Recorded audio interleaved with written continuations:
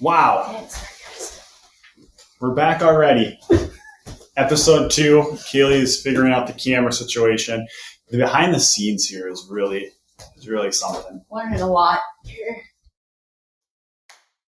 Are we actually going to start every episode by high-fiving? Yeah. Feels a little cheesy, but also like... We do it a million times a day, so I feel like it's appropriate. And we're cute cringy. So, it's August, and we just got back from a little over 3 weeks off. I like to call it summer sabbatical. And at the beginning of our relationship, 3 months in, whenever it was, I don't remember how it came up, but I basically was like, all right, if we're going to be serious, I would like to take a sabbatical every year. And that was like the one thing, like one agreement I asked for. At least that's what we tell people. Yeah. Well, a month into our relationship, you left for 4 weeks. For the sabbatical. For your sabbatical. And said that would be happening every year. I mean, it was up for negotiation. It still is, because it's moved from, originally it was a month, and now it's 3 weeks. Yeah. And next year we're talking about not even going over the summer. So. Hopefully going to Japan. Yeah. TBD. Yeah. But we're back. Episode, I don't know what episode this is going to be yet. Maybe 2, maybe 3, maybe 4. We'll find out. And so myself, I'm back in Minnesota, along with Kaylee, personal training and run coaching again. Kaylee, you're obviously also back working with patients, acupuncture and wellness and all that good stuff. And we thought a good episode would be 3 takeaways each from the summer sabbatical. Do you want to explain what we did for sabbatical, I guess, before we actually go over our takeaways from it? Yeah, so like Jacob said, we took 3.5 weeks to basically be able to get a little more perspective in our jobs and kind of find out where we want to go with things. And so we did a West Coast trip, and because Jacob's talked a lot about moving somewhere, and so we went, but you haven't been to the Pacific Northwest before. So we went through Montana, we went through Idaho, Washington, spent time in the mountains, spent time on trails, spent time with your business mentor. We saw some of my best friends, and just explored and did what we love. We got a little bit of sit down work in, not a ton as much as we were planning on, but I feel like we had tons of countless talks about us and our careers along the way. And it changed as we went too, and kind of nailing down more of our immediate plans and future plans. So, and along with that, we came away with a lot of takeaways from this trip, because when you're traveling, for anyone that's traveled, things usually don't go exactly as planned, and that's kind of life too. And so with that, we learned a lot about each other, about ourselves, and so that's kind of what we want to talk about today. It's just some of the takeaways that we have from this last 3 weeks away. Yeah, especially since on Instagram, especially social media, we only really showed highlights. We didn't really talk a whole lot on Instagram or anything about any of the changes we had to make. On Strava, I usually keep it somewhat real, where I'm more open. I don't know why on that platform I am, but I think there were a few runs and whatnot that I went on where I was talking about things that I wasn't enjoying and was struggling with, I guess, while we were there. But I think to put it in perspective a little bit too, we left and had somewhat concrete plans for where we were staying pretty much every day, except for kind of maybe a third of the days, I guess. We're gonna camp in areas, right? And the first weekend we were supposed to stay with my business coach, and that was for 4 days, and that did end up happening, although they got sick, so we couldn't do much with them. And then the next weekend we were supposed to stay with my run coach, and then he got sick. So then that was another audible we had to pretty much day of be oh shit, now what are we doing? In real time it was happening. Hotel, camping, because we did budget for this trip too, in a sense. So like adding 5 hotel nights like we did, like that drives the price like $1,000 up, right? So, and those are probably the biggest audibles, I guess. And then everything else is probably stuff we're going to be talking about. And I wrote down takeaways more so in terms of like our relationship, partnership / like in the trip itself. We can almost do a separate episode even on like what were our biggest like business takeaways from this too, if you wanted to. Yeah. So yeah, welcome to We Get to Do This. Excited to be here. Do you want to start? Should we like alternate, you think? Sure. I'll do mine first. All 3? My first one first. And then, okay, I got you. Okay, so one of my biggest takeaways, and just something that I've been thinking a lot about, and something that we talked with your business coach about, Taylor Thomas in Montana, he was saying like life is for living. And I think like going into this, not that people were questioning what we were doing, but it was kind of like, wow, like you guys are able to take off like 3 weeks and just like go travel. And you could like, there were definitely hints of like doubt and like being like, wow, it must be nice. And like, I feel like both of us were like, yeah, this is what we're doing and this is a priority for us. And like, I think as like being a healthcare worker and like for me, like coming from like working in like hospitals and seeing a lot of sick people, things like that, I tried as much as I can to like live in the moment and to really take advantage of situations. And like that, I say that's one of the big reasons why I did my 200 miler this spring too. So again, people are like, why now? Like, why are you doing that? And it's like, why not? Like, if I have the ability to be able to do that, like, why should I wait?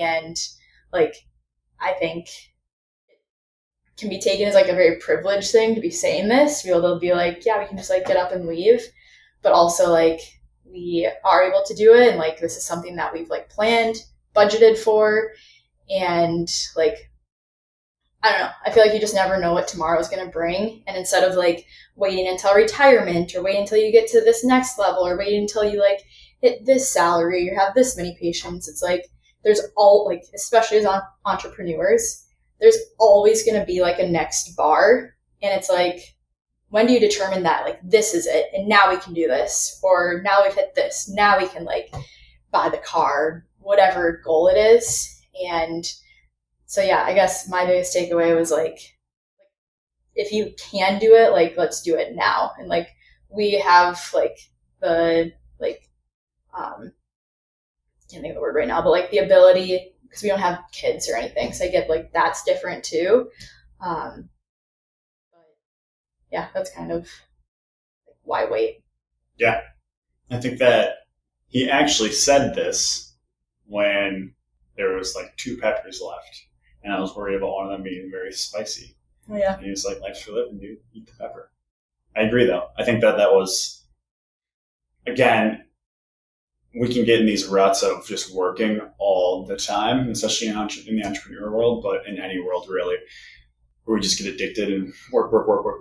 And the thing that I always think about is when we're in those circles, we tend to think, oh, I can't leave because, again, we don't have kids, so that's, a big missing link here. I get that. But in terms of like work and friend circles and different things like that, whenever I am in the mindset right beforehand of being worried about leaving, I'm always thinking, I'm going to be replaced. Like, what if my clients leave me? What if my friends find new friends? Yada, yada.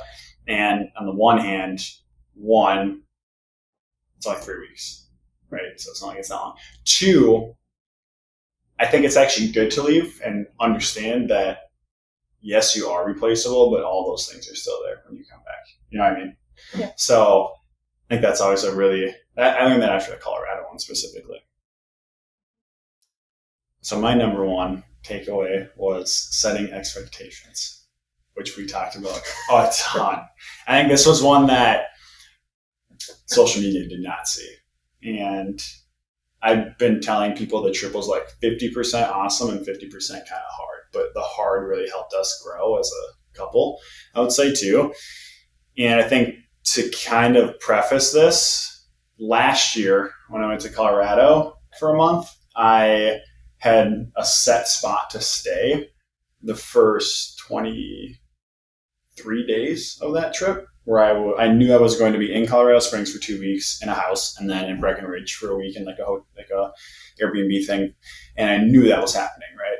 And my kind of intention with that trip was run as much as possible, and then at the end of that trip, once Kaylee showed up in Colorado, spend as much time as possible with Kaylee. So that was like that trip, and we didn't really talk about the goals of what we were going to be doing during the sabbatical. I just kind of like went into it with the mindset of like, I'm going to run as much as possible again and build a really nice training foundation base. And in addition to that, I thought, okay, I want to also work a lot on the business side of things, not with clients, right? Because I didn't really work with any clients, but working on the business side of things. Those are like kind of that's kind of what I envisioned going into it. And we didn't really talk about that. So then like one of the first days I was like, I'm going to go run 10 miles. And you're like, what? And I was like, you want to come with? And you were like, not really. And then, I would be a little like almost upset about that because we run together all the time.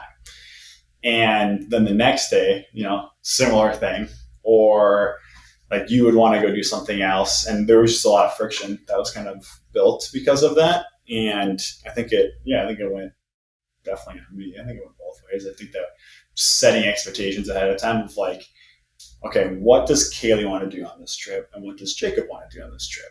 Yeah. Right? Like what's the main goal? Right. Especially since we were only in like the spots we were in for like max. There was the one with your friends where you stayed there for like 6 days. But every other spot was like, I think 4, 2, 3, something like that. So we weren't in any spots for very long either. So we spent a lot of time traveling. And I think that if I could do it again, I would have like talked ahead of time and been more clear about like having more time to do different things. Yeah, just like finding out what each other's priorities were. Because like your priority was trail run, and like I think we each wanted to be on trails, but even that we have very different visions for that. 100%. And we found that out pretty early on too, on like the first, because we only did like 3 trail runs, and we like audibled and decided we should be doing as much trail running because, essentially I would go on trails and like run as hard as, I could, not as I could, but you know what I mean? And for you were more in like that. I wanted to hike and pause and enjoy a ton. And like, there's nothing wrong with either of those. I don't think. Maybe you think there is? No, I think, my version of like trails is, be able to stop, take pictures, run like down and when there's like more flats. But then like if we're at, our first trail hike, whatever, was at 7,000 feet or so in Montana. And that's kind of, the first time where we're like, okay, we have a little different expectations here. Because like my trail background is like, I lived in Hawaii for a year. I was in Seattle for a couple of years, and I did a ton of like hiking. So I spent a lot of time on trails and doing like a lot of vert, but not necessarily running. And it was kind of more of when I came back to Minnesota where I really started like trail running. So then my mind, like I think this is shows another like your foundation and kind of where you come from, like speaks volumes and is like very like has a lot of impact in your future life, because I would always hike. And so when I got back in that setting, I'm like, I'm in the mountains. It's beautiful. There's lakes. Like I'm going to hike it because I'm still getting like a really good workout. And you were more of like, if I'm not running this, I'm not working out. And then you would make comments about like, okay, if we're going to hike this, I'll just go run later. Right. Well, I think it's not even about the working out thing. I get so into running, and like Strava is a huge part of that, obviously. But I get really into like, okay, today I want to run for an hour and a half, whatever it is, right? Or 5 miles, 10, whatever the number is, right? And then when we go on trails and we're like pausing and hiking and like doing different things, then I get in my head about like, okay, I didn't actually run today. It has nothing to do with like the hiking aspect of it or like getting the workout in. Does that make sense? Yeah.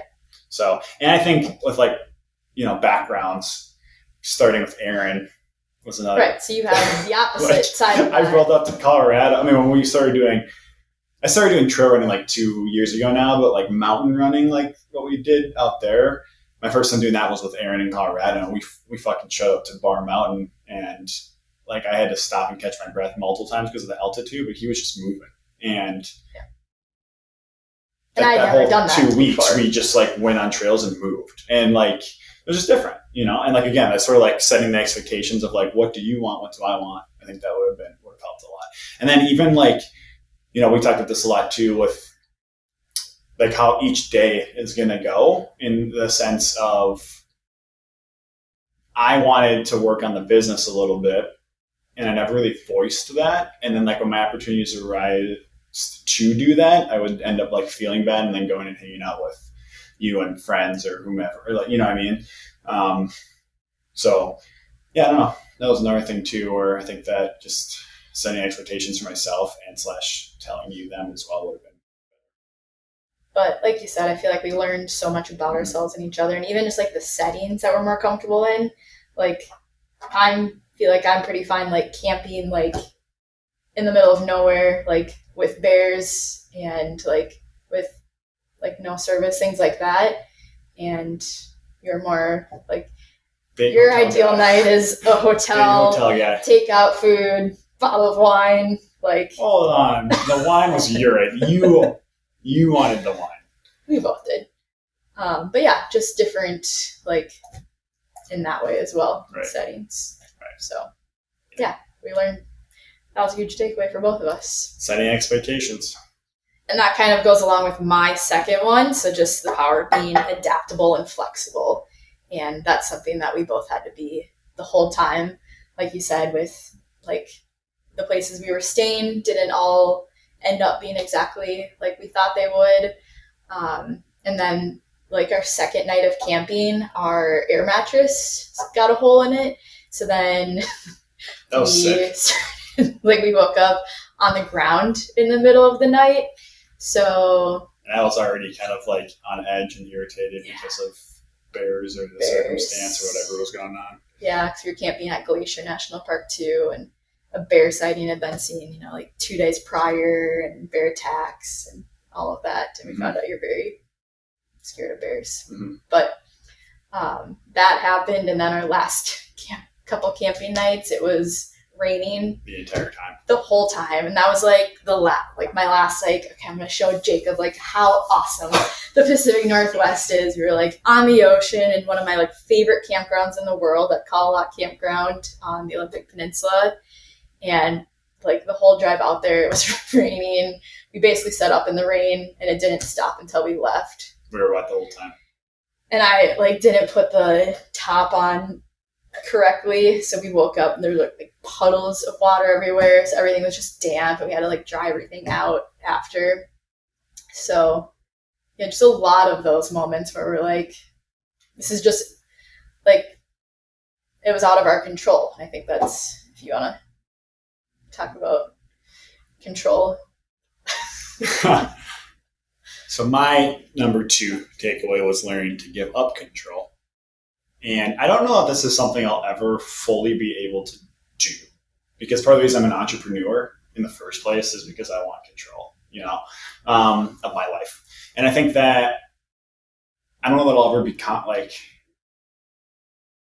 comfortable giving up complete control, right? So I don't know if that's the right expectation or takeaway, but learning to be aware of situations where like, okay, you're not in control right now. That doesn't mean you have to like make everyone else miserable and, like try to gain control again. You know what I'm saying?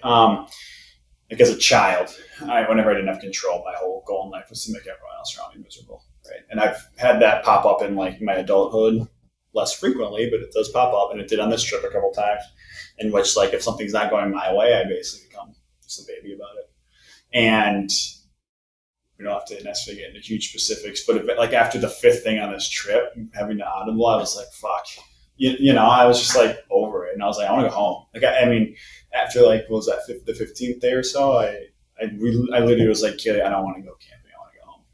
I'm just done with this. I think it was after like my brother and cousin had to not come on the hike with us specifically, and another thing, like we planned a hike to happen on one day of the week, and like 2 people backed out, and we could have done the hike earlier, and different it was hike. just like it was just like, yeah. And then we had invited 2 of Kaylee's friends to that hike, and so we felt bad because we were like, oh, we planned this hike and then everyone else backed up, so that was frustrating too. And again, it's just kind of like, well, in those situations I can put up a stink, and I think as a Gemini we all can be like that sometimes, but learning to kind of give up that control, I think it was a big part for this trip as well. And a big takeaway of like moving forward of just like,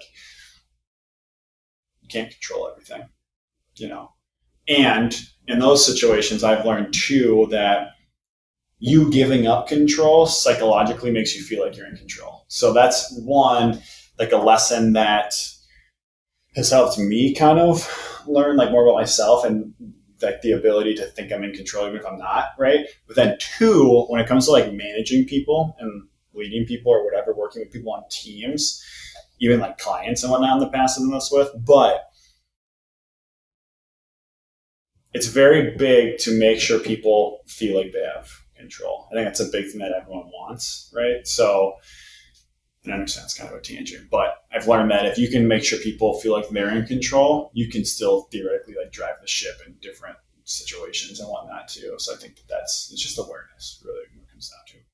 Yeah, and just mindset shifts. Yeah. And it shows like the power of the mind, and it's like, I feel like we're very big on like not having like toxic positivity, but it's like, okay, this isn't happening the exact way that we thought it would be, but we are like out in the mountains right now. We still get to do this with incredible people, with each other, and still taking the time to like acknowledge that, like I think is also like impactful and something that, especially as the trip went on, like we got better at. It's like, okay, still like this is pretty freaking awesome. So I feel like a lot of lessons learned with the mindset shifts. Yeah. My last thing. We made it. Last one. 2 to go. We've kind of already talked about this, but just like the power of communication, and like, again, that goes along with like the setting expectations, things like that. But like, I feel like when we were able to say like, I'm disappointed that like we didn't get to do this, or like this is like I would like to trail run this, or like this is a night where like I like it's very important to me to like stay like in a real bed with a roof over our heads, things like that. I feel like that really helped us a lot, and I think like going forward that will help us like tremendously in our relationship, like even being home, and then just like learning that as like even now like business partners, and using that with like our patients, clients, things like that. Like, and every time I feel like I ask people like who have been together for 40, 50 years, it's like, what's the secret? And I feel like communication is usually like the number one thing. And because I think that like it's not like we've been together that long, but like long enough where like I feel like you think you know like everything about someone or know a lot about them. And I learned a ton of things about you on this trip that what? I like didn't know before. I mean, things we've already talked about, but just with like the fitness side of things and like the business side of things, and learning what each of our strengths are and our weaknesses and our likes and dislikes. And communication's huge. But I think that's something we've always been pretty good at. I think it comes from our past specifically, but I've been a very terrible communicator in my past. And so I feel like, especially with you, I'm a good communicator. Yeah, in most like business settings, I would say. Communicating your wants, and then as a receiver, like being open to what the other person's saying. Yeah. And I think that's where both of us have changed from like past relationships too. It's like you can be a great communicator, but like if the other person's not open to like receiving that, or like Right. feels shut down, then you're not going to get anywhere. It's going to be hitting like a brick wall. And I feel like both of us are continuously getting better at being like, okay, I see where you're coming from, and even if that's maybe not what I want or not how I see things, like I get where you're coming from. Right. And then kind of meeting each other. My last one is a very different one. Alcohol and sleep is kind of my last big takeaway. I don't not drink, and I don't have anything against drinking necessarily. I go on waves of it, but I knew alcohol negatively affected sleep, but it was so cool to see, like, when you add all of the stressors that we added into this trip, not knowing where we were going to sleep some nights, sleeping on the earth, literally the ground, if their mattress deflated. Yeah, in the water, right. Traveling 12 hours in a car and then sleeping. It was so cool to see. So I wear the Oura ring, and you wear your watch pretty much every night, right? Garmin, yeah. So there wasn't any nights that we got like drunk per se. We had like a glass of wine every other night, or like a beer every other night. Went to a brewery, things like that. Kaylee, there was one night Kaylee had like, I'm just kidding. Not actually. Anyways, so the biggest takeaway was, though, every night we would drink alcohol. It didn't matter what any of their stressors were. Our sleep would plummet. Our HRVs would be awful. Our variability, they would be very low. Our heart rate, resting heart rates would be very high. Respiratory rate would definitely go up a good amount, and my skin temp would all be fucked up every night. And I felt it too. Like I would wake up and be like, I just feel like groggy. After one drink. Right. And that every single time. And again, we weren't drinking very much. Like it didn't matter if we had a glass of wine. The next morning, it would show up, and I would either feel it or the Oura would say it, and then I would feel it on a run, which could be psychological. I don't know. But it didn't matter because we mixed that in with, like, some nights we were in a hotel and had amazing sleep but had alcohol and then felt like junk. Like the conditions of the sleep were really good. And other nights we were like sleeping on earth, like I said, and didn't have alcohol and actually slept decent. Like it was pretty wild seeing how much it affected my sleep, but your sleep too. It was like clockwork. There was no night when we had alcohol that we didn't feel worse the next day.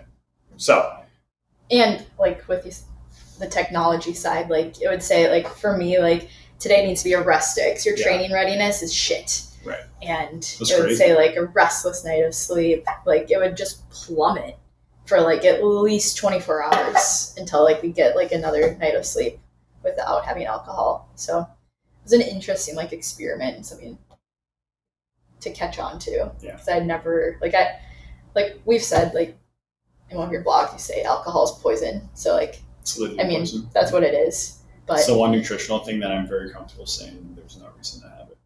Yeah. Other than like coping. I had a mentor once say it to me, like, if you're drinking, it's because you're coping with something. Yeah. I mean, I also try only to drink alcohol. Emma Stone says this in Crazy Stupid Love. I think it's Crazy Stupid Love.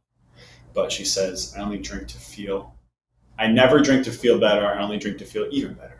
But what she means by that is that, like, try not to use alcohol like when you're feeling low, essentially. Yeah, as an escape.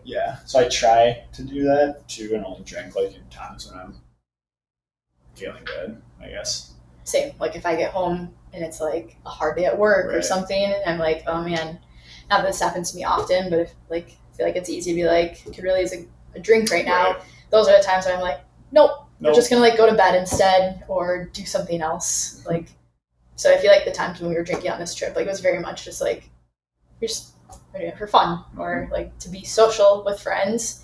But I think too with that, like the social like aspect of it, like again, nobody cares if you're drinking. Like I feel like we could do a whole podcast just on alcohol and drinking. But even breweries, like they have kombucha on tap. They have root beer on tap. Like, and nobody cares. Nobody notices what you're doing. And if they do notice, then like maybe check your circle. Right. So, Well, when we were with your friends, I won't say their names, I guess, but I was running with the guy we were with a lot, and he would have like a drink, maybe two, and we would like commit to running the next day. So I'd have to be like, yeah, I'm not drinking anymore because I'm not going to be the one that wakes up hungover when so those are my 3 takeaways. Yeah. Setting expectations, learning to give up control, alcohol, and the effects it has on sleep. And for me, the power of being adaptable and flexible, communicating. Life is for living. I love it. I'm Jacob. And I'm Kaylee. And we get to do this. Oh shit, let's do that together. Let's do it again. I'm Jacob. And I'm Kaylee. And we get to do this. We'll get it. Peace. Adios. Wow, that was beautiful. We need to turn the air down more, please.